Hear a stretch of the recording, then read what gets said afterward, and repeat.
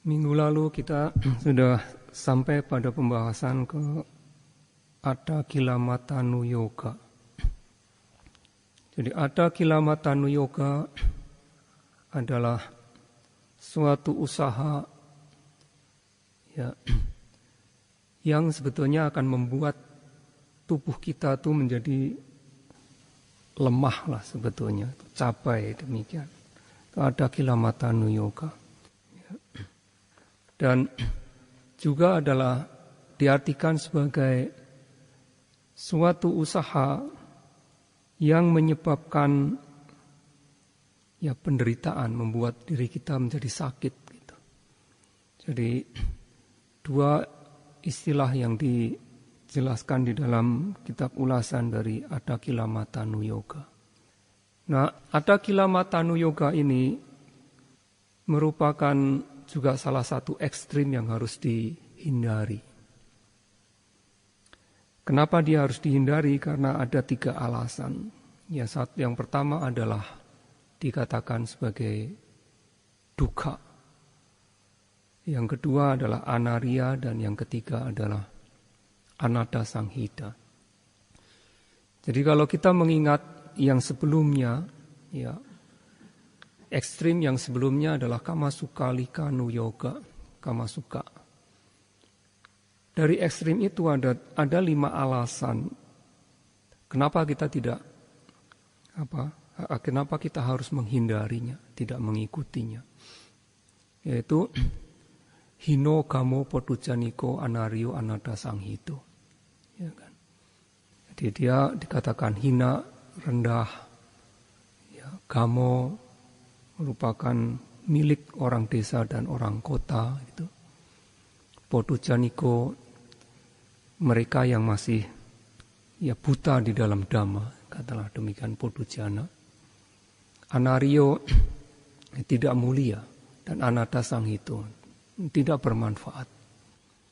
Tetapi di dalam pembahasan tentang Ada Kilamatanu Yoga, praktek penyiksaan diri, Buddha mengatakan hanya 3 alasan kenapa kita tidak mengikutinya. Harus dihindari, harus ditinggalkan. Yang pertama adalah dukkha, yang kedua adalah anaryo, anarya, dan anatta sanghito. Ya. Buddha tidak mengatakan praktek penyiksaan diri ini sebagai sesuatu yang hina. Buddha juga tidak mengatakan praktek penyiksaan diri sebagai gamo dan potujaniko. Ya, tidak mengatakan demikian. Tetapi alih-alih dari 3 hal itu, Buddha mengatakan dukkha, anarya, dan anatta sanghita. Dukkha, ya menderita, tentu saja kita melakukan praktek penyiksaan diri, ya dukkha sakit. Ya kan? Secara mudah kan begitu. Ya. Nah, praktek yang penyiksaan diri ini disebut dukkha. Dia hanya mendatangkan rasa sakit saja. Tidak memberikan hal yang lain, tetapi hanya rasa sakit saja. Yaitu apa yang sebetulnya ya bodhisatta, katakan bodhisatta Petapa Gotama ataupun di dalam kehidupannya yang lampau, 91 kapa yang lampau, beliau juga pernah melakukan praktek penyiksaan diri demikian. Ya, apa yang dia dapatkan sebetulnya hanya sakit saja. Tidak ada penambahan bentuk-bentuk pengetahuan yang lainnya, tidak ada. Maka dikatakan dukkha, sakit.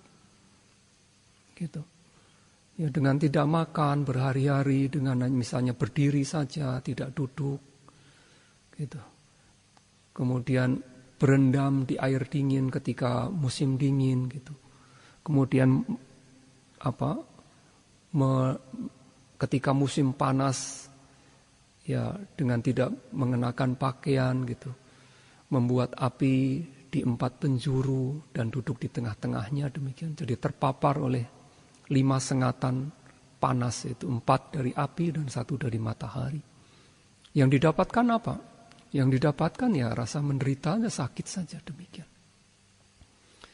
Tetapi seperti yang saya sebutkan beberapa waktu yang lampau bahwa berbeda dengan apa yang dilakukan oleh para niganta, Ya, para murid-murid Niganta, mereka melakukan praktek penyiksaan diri yang disebut nijara. Karena mereka beranggapan bahwa itu adalah cara untuk menghapus atau menghilangkan ya hasil dari perbuatan buruk yang dilakukan di masa yang lampau. Jadi dia merasa sudah melakukan suatu perbuatan buruk di masa yang lampau, kemudian kan ada hasilnya sekarang. Bagaimana untuk menghilangkan itu? Dengan cara praktek penyiksaan diri. Caranya demikian. Ya. Nah, tetapi ketika Petapa Gotama, ya Bodhisatta, sebelum menjadi Buddha, beliau melakukan praktek ini ya karena beranggapan bahwa itu adalah suatu praktek atau cara yang akan membawa dia kepada pembebasan. Bukan untuk menghilangkan hasil dari perbuatan buruk masa lampau. Bukan demikian. Ya. Jadi ada perbedaan pemikiran mengapa ya karena beliau melakukan demikian. Ya. Dan itu tidak memberikan hasil sebetulnya. Yang didapatkan apa ya? Hanya rasa sakit itu sebetulnya. Tapi beliau karena ketetapan hatinya yang begitu kuat, meskipun sakit sedemikian, yang dikatakan tidak ada yang bisa mengungguli ya beliau, ya paling ya sama gitu. Apa yang dilakukan oleh petapa yang lain, semampu-mampunya mereka ya sama dengan Bodhisatta. Ya, beliau melihat hanya duka saja gitu, hanya suatu rasa sakit saja, hanya demikian saja. Tetapi beliau menerimanya dengan dengan sukarela istilahnya.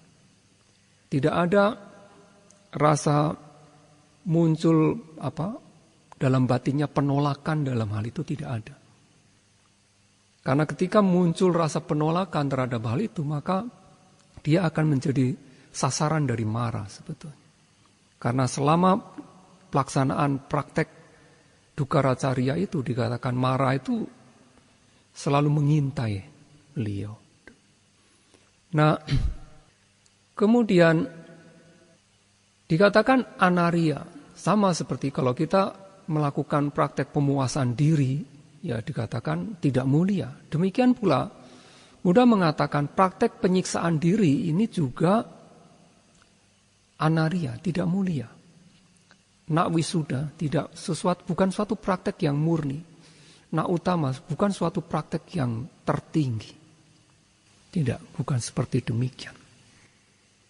Dia tidak milik orang yang telah mencapai kesucian. Orang yang telah mencapai tingkat sucian tidak akan melakukan praktek penyiksaan diri. Gitu. Maka dikatakan anarya. Gitu. Ya. Bagi petapa Niganta, katakanlah mereka misalnya tidak mengenakan pakaian, ya telanjang demikian, ya itu adalah praktek mereka. Mereka menganggap itu adalah praktek yang benar. Tetapi secara Buddhism, Buddha mengajarkan bahwa tidak mengenakan pakaian itu tidak mulia. Maka kita harus mengenakan jubah, mengenakan pakaian. Demikian. Jadi perbedaan-perbedaan itu yang cukup signifikan sebetulnya, yang mendasari ya, ajaran dari Buddha ini. Ya. Dan kemudian dikatakan anatta sanghita. Anatta sanghita ya na'atta sanghita, tidak memberikan manfaat, tidak akan membawa kepada sesuatu yang menyebabkan kita kebahagiaan atau kesejahteraan yang sesungguhnya itu tidak akan kita dapatkan. Ya. Karena kesejahteraan dan kebahagiaan yang tertinggi menurut ajaran Buddha adalah ya pencapaian nibbana, adalah pembebasan di situ.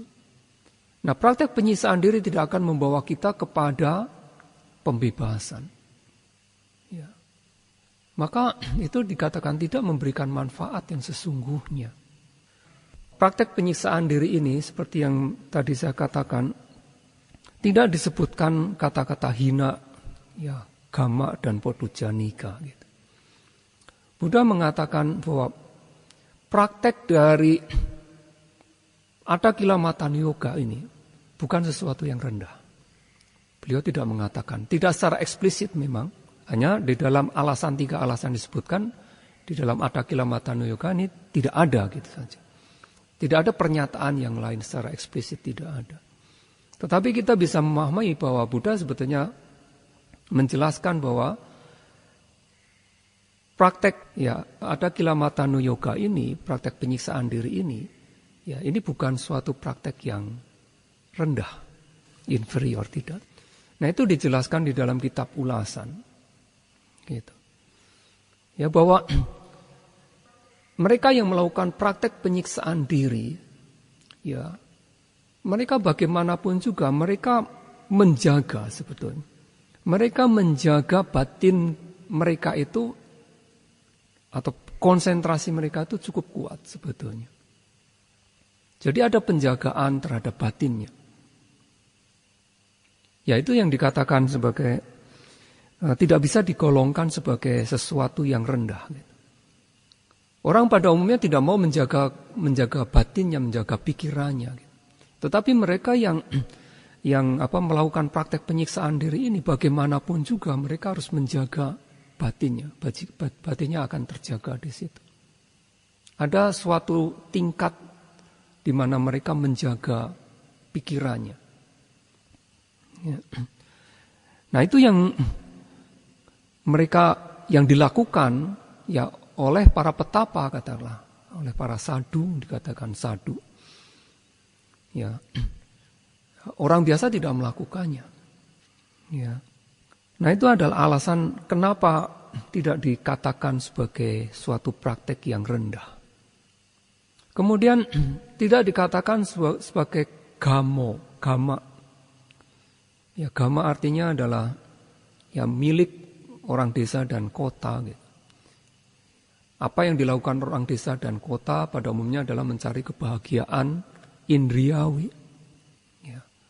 Nah mereka yang melakukan praktek penyiksaan diri, ya tentunya mereka tidak mencari kebahagiaan indriawi lagi. Ya. Maka dikatakan sebagai tidak dikatakan sebagai gamo. Jadi para pabajita, mereka yang melepaskan kehidupan keduniawian menjadi petapa ini, mereka melakukan praktek penyiksaan diri di situ. Ya hanya mereka yang melakukan gitu. Orang desa dan orang kota pada umumnya mereka tidak mau melakukan hal itu. Jadi maka tidak dikatakan sebagai gamo. Ya. Kemudian satu lagi adalah dia tidak dikatakan sebagai apa Podujaniko. Ya seperti yang barusan saya katakan, bukan pada orang pada umumnya. Orang pada umumnya tidak mau melakukan itu. Gitu. Ya. Mungkin pada zaman sekarang pun juga ya sangat sedikit sekali orang yang mau menjadi pabajita kan juga sedikit gitu. Di India dikatakan para sadhu itu masih ada pun juga tentunya dalam jumlah yang sedikit dan di antara mereka pun cara praktek mereka juga bermacam-macam. Gitu. Ya. Saya pernah melihat suatu video juga dari mereka yang murid Niganta sebetulnya Jainisme, ya bermacam-macam gitu. Ada yang betul-betul sudah telanjang, ada yang separuh telanjang juga, ada yang bagaimana begitu. Cara melakukannya juga berbeda-beda demikian. Tapi bagaimanapun juga yang melakukan ya para mereka itu. Ya. Tidak orang pada umumnya tidak demikian. Maka tidak disebut sebagai Podujaniko. Nah itulah alasan mengapa ya, Hino Gamo Podujaniko ini tidak disebutkan. Ya, Buddha hanya mengatakan sebagai dukkha, anarya, dan anatta sanghita.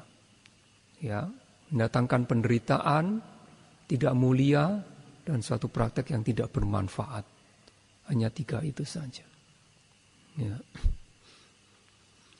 Nah, satu hal yang sering menjadi salah pengertian di dalam bermeditasi adalah Mereka juga mengatakan bahwa meditasi adalah suatu praktek penyiksaan diri. Dikatakan demikian. Karena harus duduk misalnya dalam posisi tertentu. Paling tidak di sini dianjurkan 1 jam, demikian kalau bisa lebih.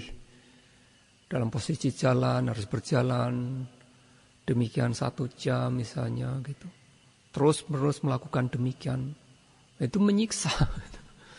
Orang pada umumnya suruh duduk 1 jam tidak bergerak gitu, tidak mau.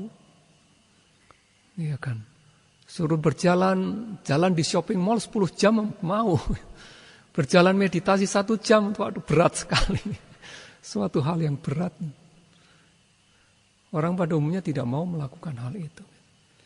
Maka mereka mengatakan juga bahwa meditasi ini juga suatu praktek penyiksaan diri. Mereka beranggapan demikian. Nah, bagaimanapun juga di dalam bermeditasi kita membutuhkan harus mengerahkan suatu usaha yang lebih. Tidak bisa dalam bermeditasi kita hanya mengerahkan usaha yang biasa-biasa saja, tidak bisa. Ya, Buddha mencapai pencerahan juga mengerahkan usaha yang luar biasa. Gitu. Bukan hanya Buddha, tetapi murid-murid yang mencapai tingkat-tingkat kesucian juga mereka mengerahkan suatu usaha yang luar biasa. Tidak bisa usaha yang biasa-biasa saja, tidak bisa. Ya, sakit nanti. Ya, pertama kali mungkin sakit gitu kan. Anda merasakan sakit karena tidak terbiasa dengan posisi duduk menjadi sakit gitu. Kakinya sakit, pinggangnya sakit. Gitu. Tetapi kalau kita sudah melakukan demikian, ada suatu waktu penyesuaian, maka ya itu tidak sakit lagi. Yang harus Anda usahakan sekarang itu bukan, menurut saya bukan rasa sakit, atasi ngantuk saudara itu. Saudara tidak bisa mengatasi rasa kantuk, mau 1 bulan, 2 bulan, 3 bulan bermeditasi, rasa kantuk tidak diatasi, nama dan rupa sudah tidak akan bisa tembus. Tidak bisa. Maka usaha di dalam bermeditasi adalah usaha yang luar biasa. Tidak bisa usaha yang biasa-biasa saja. Maka di dalam Mahasatipatthana Sutta juga Buddha mengatakan harus ada atapi. Atapi adalah sebetulnya seseorang yang memiliki usaha yang membakar. Usaha yang dapat membakar kekotoran batin. Itu adalah atapi. Ya. Kalau kita tidak memiliki usaha yang bisa membakar kekotoran batin itu, maka ya kita tidak bisa melihat nama dan rupa, muncul dan lenyapnya nama dan rupa, memahami karakteristik, fungsi, manifestasi, dan sebab dekat dari nama dan rupa, sulit sekali. Maka dibutuhkan usaha yang luar biasa. Maka itulah di dalam Upanyata Sutta dikatakan, ya Buddha mengatakan, bahwa kita bermeditasi, kita harus memberikan suatu usaha dan tekad. Seperti yang minggu lalu saya katakan, biarlah ya saya ini tinggal kulit, ya, urat dan tulang. Biarlah daging dan darahku ini mengering. Tapi saya tidak akan mengendurkan usaha ini sebelum apa yang bisa dicapai oleh kekuatan manusia, ya, keteguhan manusia ini, ya, daya upaya manusia ini. Saya tidak akan berhenti di situ. Maka itu adalah usaha yang luar biasa. Maka di setiap kali kita misalnya duduk bermeditasi, ya, maka kita juga harus lebih smart gitu. Bagaimana kita melihat kondisi badan kita ini, batin kita ini juga. Ketika muncul rasa ngantuk dan lain sebagainya, ya kita harus segera menyadari itu. Kita tidak menyadari ada rasa mengantuk, ya kita akan tidur gitu. Begitu kita menyadari kita mengantuk, kita harus berusaha untuk mengatasi rasa mengantuk itu. Kalau tidak pernah diatasi, tidak ada usaha untuk mengatasi rasa mengantuk, ya udah teruskan saja, duduk saja. Duduk adalah posisi yang santai sebetulnya, bagaimanapun juga. Nah, maka itu yang harus disadari. Pertama harus sadari, kalau kita tidak sadar bahwa kita mengantuk, bagaimana kita memberikan usaha? Kita harus sadari dulu, sadar saya mengantuk. Harus jujur kan pada diri sendiri, jujur saya mengantuk. Usahakan gitu. Usaha dalam posisi duduk berusaha beberapa kali tidak bisa, ya bangkit dan berdiri. Berjalan, coba berjalan. Ya, coba jalan di luar misalnya, cuci muka. Ya, itu yang harus usahakan. Tanpa suatu usaha yang luar biasa tidak akan bisa. Meditasi sepertinya suatu hal yang mudah. Tetapi pada kenyataannya ada suatu hal yang sulit dilakukan. Siapapun juga tentu pernah mengalami ngantuk pasti. Sehabis makan misalnya mengantuk, atau karena faktor capek sudah mulai malam gitu, faktor capeknya ya makin besar. Maka mengantuk itu, kemungkinan mengantuk itu juga makin besar juga. Ya kan? Nah itu yang hal-hal semacam itu yang harus disadari dan harus diperjuangkan bagaimana untuk mengatasinya. Ya.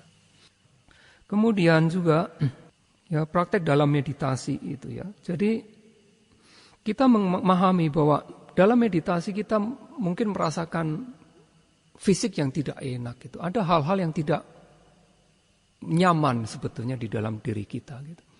Tetapi Buddha mengatakan bahwa praktek meditasi yang diterapkan ini, yang kita jalankan ini bukanlah suatu praktek penyiksaan diri.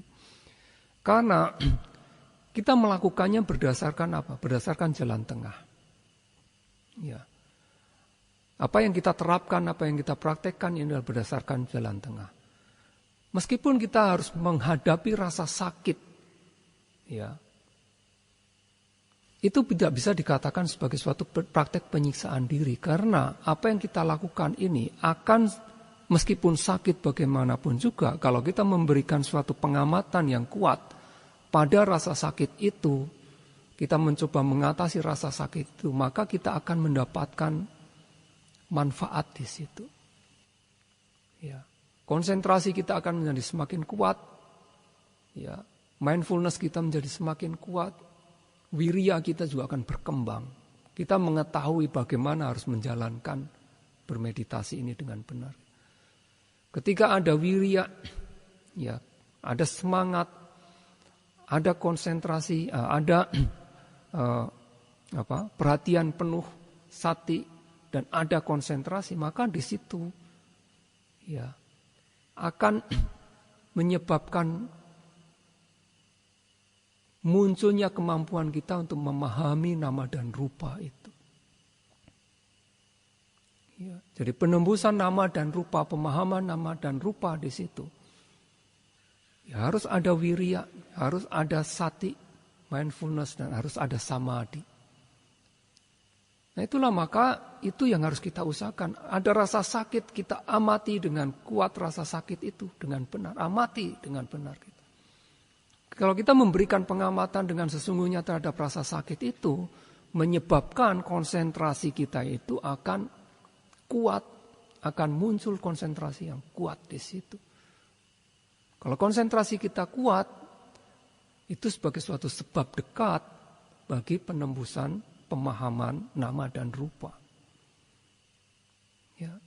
Ketika ada rasa mengantuk juga demikian, kita harus mengetahui rasa mengantuk karena apa? Wiryanya mungkin kurang. Kita harus memberikan usaha yang lebih. Ya kan? Ketika usaha diberikan, maka sati mindfulness kita juga akan muncul, berkembang. Ketika sati mindfulness kita berkembang, maka samadhi konsentrasi kita juga akan menjadi kokoh. Nah, ketika konsentrasi kita menjadi kokoh, mantap pada objek meditasi, tidak goyah di situ, maka disitulah penembusan pemahaman tentang nama dan rupa akan dicapai.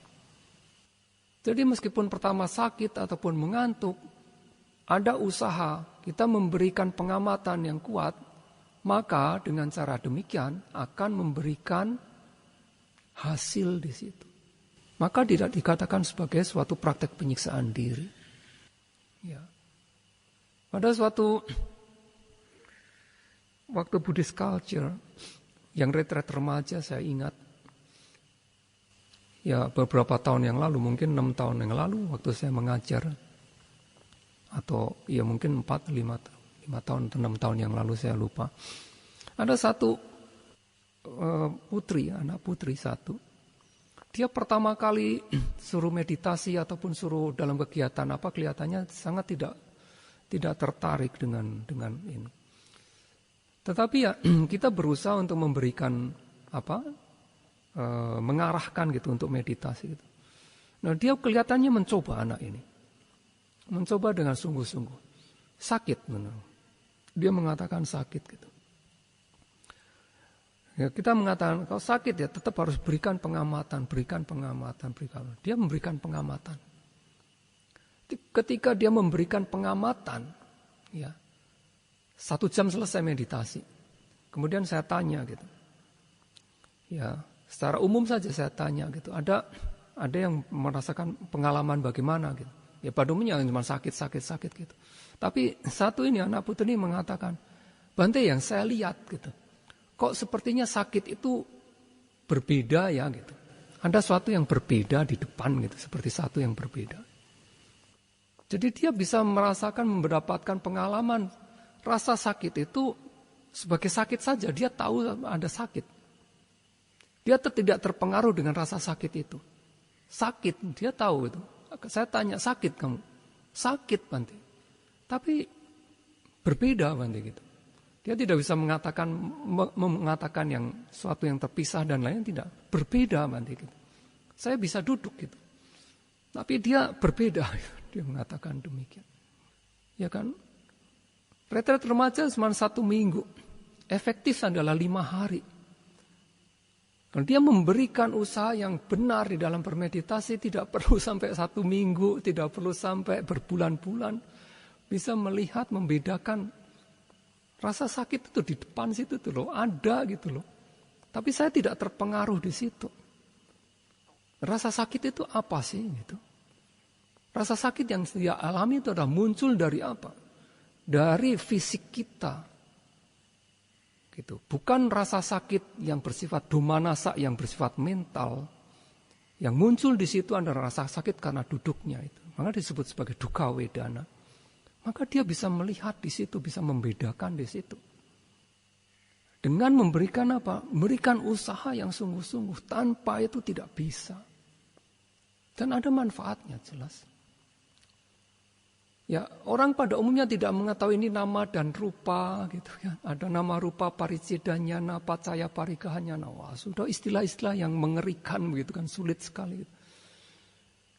Orang yang pada umumnya tidak membaca literatur, bermeditasi, dia bisa mengungkapkan dalam bahasa awam. Apa itu nama, apa itu rupa. Nah, ini adalah yang penting di situ. Jadi ada manfaatnya.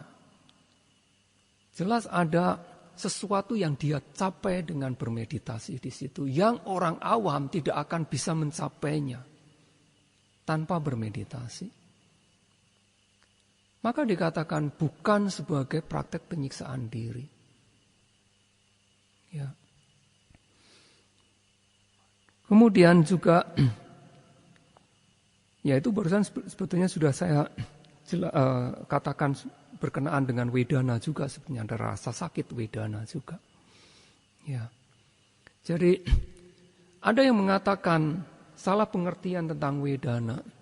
Mereka mengatakan kalau kita mengamati sukha wedana, perasaan menyenangkan, maka itu adalah kamasukalika yoga. Ya. Kita timbul rasa senang waktu bermeditasi, kita amati itu adalah kamasukalika yoga. Kalau kita duduk meditasi sakit, amati rasa sakit, itu ada kilamata yoga. Maka kita mengamatinya harus kita amati apa? UPK wedana. Ya, itu juga merupakan salah interpretasi juga. Ya. Bahwa di dalam Mahasatipatthana Sutta juga sudah disebutkan, jelas-jelas sudah disebutkan bahwa secara ringkas adalah sukha wedana, dukkha wedana, dan UPK Wedana atau Aduka Masuka Wedana ini merupakan yang harus diamati. Apapun yang dia muncul, maka pada saat itu kita harus menyadarinya, mengamatinya. Ya. Jadi kita tidak memilih hanya yang UPK saja, tetapi meskipun dia adalah perasaan senang atau perasaan sakit, ya, ketika dia muncul maka itu menjadi objek di dalam kita bermeditasi, bukan menghindarinya. Jadikan dia sebagai objek meditasi, berikan pengamatan sesungguhnya dari rasa senang atau rasa sakit yang muncul tadi. UPK Wedana pada umumnya adalah sangat jarang, kabur begitu, tidak begitu jelas. Maka pada umumnya yogi tidak pernah mengatakan pengamatan terhadap UPK Wedana. Ya. Nah, tetapi bagaimanapun juga itu adalah suatu bentuk Wedana yang ketika kita berada pada posisi, pada keadaan di mana tidak ada rasa sakit, tidak ada rasa senang, maka disebut aduka masuka, aduka asuka. Ya, bukan duka dan bukan juga suka, itu adalah UPK. Kita mungkin mengalami hal itu, hanya kita mungkin tidak cermat untuk melihat hal itu. Ya. Nah, itu juga merupakan objek yang harus kita amati. Ya. Nah, kemudian ya, nah bagaimanapun juga ya di dalam bermeditasi ya ada rasa sakit dan ada beberapa yang mengsalah interpretasikan juga guru meditasi yang mengatakan kalau kita sakit ya kita misalnya rasa ketika duduk sakit ya kita ganti posisi. Ya.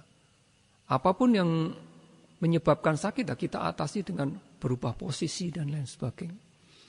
Maka hal ini juga merupakan salah pemahaman juga. Ya. Kalau kita melakukan demikian, setiap kali ada rasa sakit kita mengubah posisi. Ya.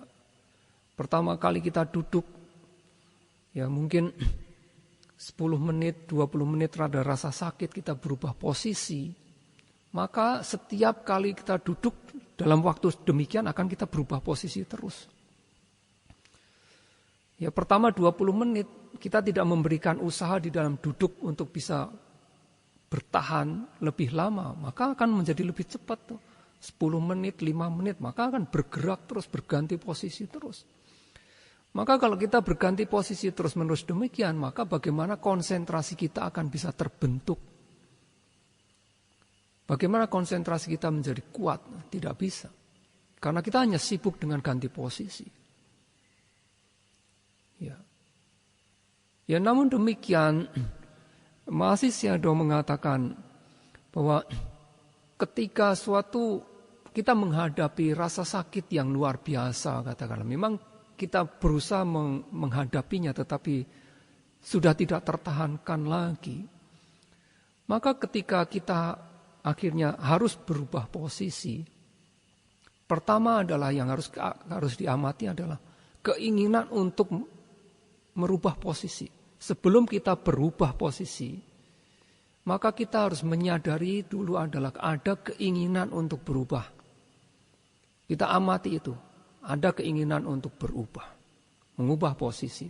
Jangan berubah. Mungkin dengan mengamati demikian, tidak perlu berubah posisi. Setelah mengamati demikian, ya kalau misalnya tetap tidak tahan, ya akhirnya kita harus berubah, harus mengubah posisi. Maka ketika mengubah posisi, maka kita harus melakukannya dengan penuh perhatian. Lakukan dengan perlahan-lahan, amati setiap gerakan dari kita mengubah posisi. Mungkin tangan kita bergerak, kemudian kaki kita kemudian mulai terangkat, bergerak dan lain sebagainya. Semuanya harus diberikan pengamatan secara detail ketika mengubah posisi tanpa lepas dari pengamatan atau perhatian penuh kita. Hingga kita mendapatkan posisi yang baru dan kembali pada pengamatan di objek utama lagi. Maka itu yang harus dilakukan. Nah, kalau kita tidak melakukannya dengan secara berhati-hati, sembarangan, ya maka itu. Ketika mindfulness kita, perhatian penuh kita menjadi tidak terjaga, otomatis konsentrasi kita juga tidak akan kokoh. Karena konsentrasi menjadi kokoh, menjadi kuat karena apa? Karena ada mindfulness. Sebab dekat dari konsentrasi yang kuat karena apa? Karena mindfulness. Ya, perhatian penuh kita tidak kita kembangkan secara tajam, maka konsentrasi kita tidak akan mencapai suatu tingkat yang mampu untuk memberikan penembusan pada sifat hakiki dari nama dan rupa. Ya. Nah, itu yang harus diperhatikan demikian gitu. Ya, di dalam Sabha Sawa Sutta juga disebutkan ya, bagaimana kita harus melakukan meditasi. Ketika kita bermeditasi, kita harus menghadapi dengan apa? Dengan kesabaran. Ya, ada suatu pengendalian diri dan kesabaran yang harus kita berikan. Ya, kesabaran itu sendiri membutuhkan apa? Membutuhkan energi. Di dalam apa? Bukan hanya sekedar dari panas, dingin, ya digigit serangga, ya. Tetapi juga ketika mungkin ya ada perasaan yang tidak enak ketika misalnya kita mendengar hal-hal yang tidak menyenangkan gitu. Ya, ketika kita melihat sesuatu yang tidak enak juga gitu. Jadi dalam berbagai hal ketika kita menghadapi itu, maka kita harus mengembangkan disebut kandi sangwara.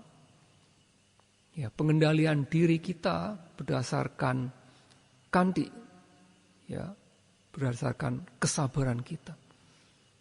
Maka kalau kita memiliki kesabaran, ya di dalam menghadapi rasa panas, dingin, gigitan serangga, rasa sakit, ya demikian itu. Nah, maka di situ ya akan menyebabkan kita mendapatkan suatu manfaat juga. Konsentrasi kita juga akan bisa menjadi semakin kuat. Kalau kita tidak memiliki kesabaran, yaitu rasa sakit sedikit ya kita pindah posisi dan lain sebagainya. Maka tidak akan terbentuk suatu konsentrasi samadhi yang kuat, yang kokoh. Ya, dan tentu saja adalah perhatian penuh kita menjadi tidak bisa berkembang semakin tajam.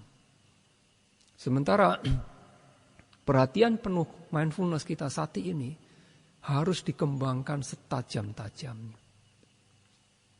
Ya. Nah, ya jadi itu adalah beberapa kesalahpahaman di dalam bermeditasi, ya pandangan-pandangan yang mungkin terjadi kesalahan di situ. Ya. Nah, oleh karena itu, maka kedua ekstrim ini itu harus dihindari. Ya, jadi Buddha kemudian setelah menjelaskan ya dua ekstrim tadi, ya pengejaran atau kesenangan indriawi dan penyiksaan diri. Ya, Buddha kemudian menjelaskan, mengatakan, eteko bikawe upo ante anupagama, majima patipada tadagatena abisambuddha, cakukarani nyanakarani upasamaya abinyaya sambodaya nibbanaya sangwadadi. Ya, eteko bikawe upo ante anupagama, o para biku, ya, dengan menghindari anupagama, dengan tidak mendekat sebetulnya, dengan tidak mendekat ubo ante, kedua ekstrim tadi, ya, dengan tidak mendekat ke sana, maksudnya adalah kita menghindarinya. Dengan menghindari kedua ekstrim tadi, ya, Tathagata oleh Buddha, majjhima patipada, ya, jalan tengah ini, abhisambuddha, dipahami secara sempurna. Jadi setelah para bhikkhu, setelah menghindari kedua ekstrim ini, ya, Buddha memahami secara sempurna apa yang disebut sebagai Majjhima Patipada. Maka di kata-kata situ Buddha belum mengatakan bahwa Majjhima Patipada itu sebagai Noble Eightfold Path, sebagai jalan mulia yang berruas atau berfaktor 8. Beliau hanya baru mengatakan sebagai jalan tengah. Jadi menghindari dua ekstrim itu, beliau memahami jalan tengah dengan sempurna. Ketika memahami jalan tengah dengan sempurna, maka akan mendapatkan 6 manfaat. Ya. Yang disebut Cakukarani, Nyanakarani, Upasamaya, Abhinyaya, Sambodaya, dan Nibbanaya Sangwadadi. Akan mendapatkan 6 manfaat itu. Jadi harus menghindari yang disebut Kamasukalika Nuyoga dan Adakila Mata Nuyoga. Dan menapak ke dalam pada jalan tengah. Hanya dengan menghindari kedua ekstrim dan kita menapak pada jalan tengah, maka kita akan mendapatkan 6 manfaat. Ya. Di dalam kitab ulasan, ya sedikit lagi saya tambahkan, dijelaskan kenapa kita tidak boleh mengikuti, katakanlah, tidak boleh mengejar yang disebut Kamasukalika Nuyoga. Karena kebahagiaan yang didapatkan di situ, kebahagiaan yang didapat dari pengejaran kesenangan indrawi itu adalah kebahagiaan yang dinodai oleh tanha dan didik.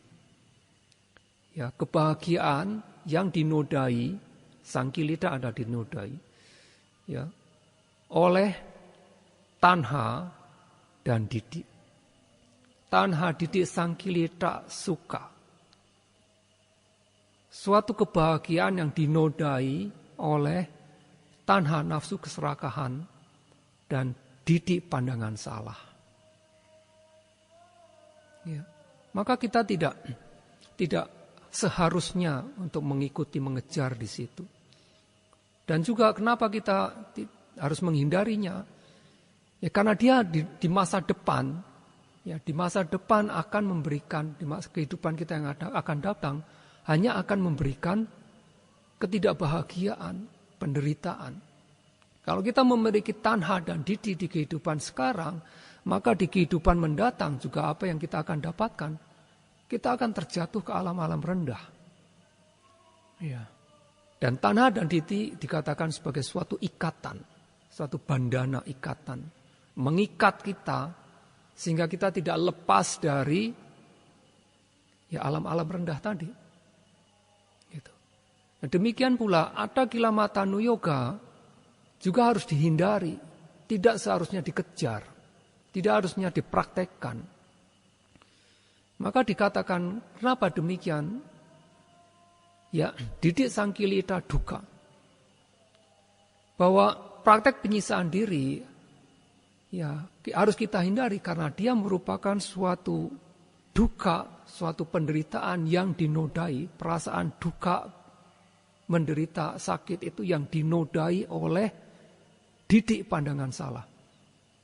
Jadi bukan ada tanhanya, tetapi hanya didik saja. Jadi praktek penyiksaan diri adalah didik pandangan salah itu. Sudah mengatakan demikian. Didik sangkilita duka. Maka harus dihindari. Dan untuk masa depan, untuk kehidupan di masa depan bagaimana? Kalau kita melakukan praktek penyiksaan diri, maka akibatnya di masa depan ya hanya duka juga. Gitu. Dan alasan ketiga adalah ya didik itu adalah suatu ikatan. Sama seperti tadi, Kamasukalika Nuyoga adalah tanha dan didik suatu ikatan. Maka dalam Adakila Mata Nuyoga ini, maka didik itu juga suatu ikatan bandana. Ya. Kalau kita terikat pada didik ya kita tidak akan lepas dari penderitaan. Di dalam kehidupan yang akan datang juga kita akan terjatuh. Kita memiliki pandangan salah, kita menjalankan itu, ya kita akan terjatuh. Sama seperti apa yang Bodhisatta ketika mempraktekkan 90 kapa yang lampau, ketika mempraktekkan Dukkaracarya semacam itu, penyiksaan diri. Ya, ketika akan meninggal, beliau melihat nimitta bahwa apa yang sudah dilakukannya selama itu hanya akan memberikan akibat dia terjatuh di alam-alam rendah. Menyadari hal itu, beliau kemudian melepaskan pandangan salah itu. Maka beliau terbebas dari alam rendah. Kita tidak bisa membebaskan pandangan salah kita terhadap praktek penyiksaan diri. Ya, kita pasti terjatuh ke alam rendah. Ya, maka Buddha mengatakan bahwa praktek penyiksaan diri adalah praktek yang tidak lain adalah perbuatan buruk saja. Yang hanya menyebabkan kepada kejatuhan kita. Ya. Nah, tetapi kita di dalam bermeditasi, ya, menapak pada jalan tengah, rasa sakit yang ada yang muncul bagaimanapun juga tidak dikatakan sebagai praktek penyiksaan diri, karena ketika kita memberikan pengamatan yang tepat pada objek meditasi rasa sakit itu akan bisa menyebabkan kita membawa kepada pemahaman dari pengetahuan pandangan terang. Dan itu merupakan awal bagaimana kita untuk bisa mencapai kepada pembebasan. Ya.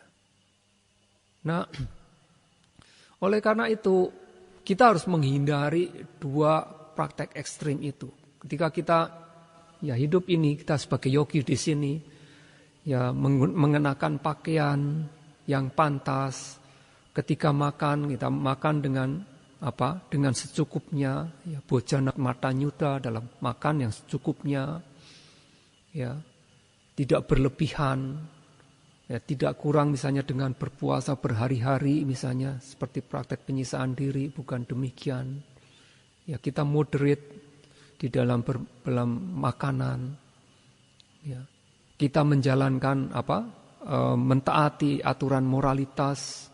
Di sini kita menjalankan 9 sila. Nah, 5 yang pertama terutama itu yang sangat penting. Ya. Kemudian selain dengan melaksanakan menjalankan sila, ya mengamalkan sila, juga adalah dengan perenungan. Bagaimana kita menghindari dua ekstrim tadi adalah juga dengan perenungan. Ketika kita mengenakan jubah ini, pakaian ini, ya kita memberikan perenungan bahwa pakaian ini kita merenungkan menggunakan pakaian ini hanya untuk menghindari kita dari rasa panas, dingin, sengatan sinar matahari, dari gigitan serangga, gigitan binatang melata, demikian. Hanya untuk menjaga dan menutupi anggota tubuh kita dari rasa malu. Ketika kita makan, kita memberikan perenungan, ya kita makan makanan ini, ya bukan untuk untuk pemabukan gitu ya, untuk kita menjadi kesenangan itulah istilahnya. Kita menjadi mabuk, kita ingin itu terus menerus demikian.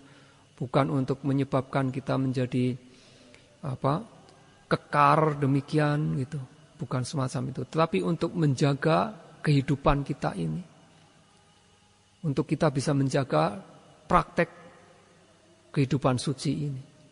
Ya, untuk menghilangkan rasa lapar yang lama itu. Dan tidak menimbulkan rasa sakit karena makan berlebihan. Itu kita harus berikan perenungan. Ketika kita tinggal di kuti di sini, maka kita bebas dari rasa kepanasan daripada di luar, kena angin seperti kalau kita di luar, dari gigitan serangga. Ya dari Dari perubahan iklim cuaca ini. Kita mengenakan itu. Ketika kita minum obat, misalnya makan obat gitu. Kita memberikan perenungan juga ketika kita mengkonsumsi obat di situ. Bahwa ini adalah untuk penyembuhan, bukan untuk sekedar untuk makan demikian, tapi untuk menyembuhkan kita. Maka itu juga cara kita untuk menghindari dua ekstrim tadi. dengan pelaksanaan sila, pengamatan objek, dengan perenungan. Itu yang harus dilakukan. Ya. Nah, kemudian ya seperti barusan yang saya katakan bahwa setelah menghindari dua ekstrim tadi, ya, Buddha mengatakan bahwa Buddha memahami dengan sempurna, memahami dengan sepenuhnya jalan tengah. Jadi kita menghindari dua ekstrim tadi, ya kita kemudian menapak kepada jalan tengah ini. Maka ketika kita menapak pada jalan tengah ini, kita menerapkan jalan tengah ini di dalam praktek meditasi kita. Bukan hanya dalam praktek meditasi sebetulnya. Di dalam kehidupan sehari-hari kalau kita juga bisa mempraktekkan dengan sempurna jalan tengah ini, maka akan membawa kepada disebut cakukarani. Ya, cakukarani adalah yang dapat membawa kita kepada caku adalah mata gitu. Maka mata di sini adalah bukan mata di sini, mata batin kita. Ya. Nyana karani akan membawa kepada pengetahuan. Upasamaya akan membawa kepada ketenangan. Ya. Abhinyaya akan membawa kepada pengetahuan tinggi.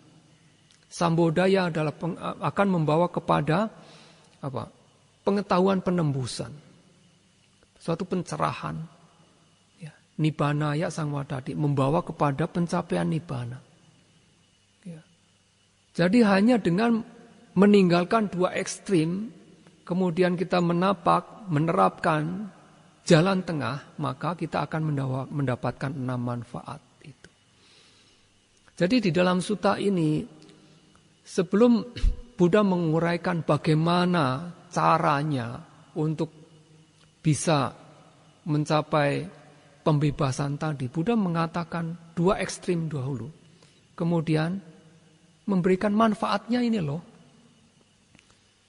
Maka seperti di dalam Mahasatipattana Sutta juga demikian. Buddha mengawali dari apa? Dari manfaat. Mahasatipattana Sutta itu bagaimana sih apa? Beliau tidak mengatakan, tapi beliau mengatakan apa? Manfaatnya dulu. Bahwa kalau menjalankan Satipatthana ini maka akan dapat 7 manfaat. Dikatakan di situ. Di dalam Mahasatipattana Sutta. Ya. Satanang wisudia, soka paridewanang samadhikamaya, nyayasa adikamaya, duka domanasa adanggamaya, nyayasa adikamaya, nibbanaya sajikiriya. Itu di dalam Mahasatipattana Sutta. Satanang wisudia untuk apa? Untuk pemurnian. Untuk pemurnian dari apa? Dari makhluk hidup. Kita dapat mencapai kesucian, maksudnya demikian. Dengan Satipatthana itu. Ya. Duka domanasanang adanggamaya. Ya. Ya, untuk apa? Untuk dapat mengatasi duka. Ya, rasa sakit, domanasa juga rasa sakit secara fisik, rasa sakit secara mental. Gitu. Ya. Hingga pada pencapaian nibbana gitu. Nibbanaya sajikiriyaya gitu. Perealisasian nibbana gitu. Ya, nyayasa adikamaya juga untuk mencapai jalan yang benar gitu. Soka paridewa adalah untuk melenyapkan, soka adalah kesedihan, paridewa adalah ratap tangis gitu.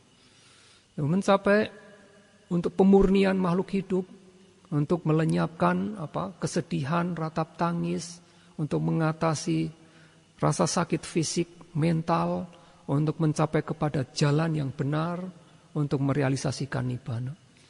Di dalam Mahasatipattana Sutta, itu Buddha yang ungkapkan terlebih dahulu. Bagaimana menjalankannya itu nanti. Tetapi manfaatnya yang disebutkan terlebih dahulu. Tetapi juga di dalam Dhammacakkappavattana Sutta yang merupakan sutta yang pertama di sini, Buddha juga mengatakan demikian. Manfaatnya dulu beliau ungkapkan. Bahwa ada 6 manfaat di sini. Kita menerapkan jalan tengah ini, maka kita mendapatkan 6 manfaat tadi. Ya.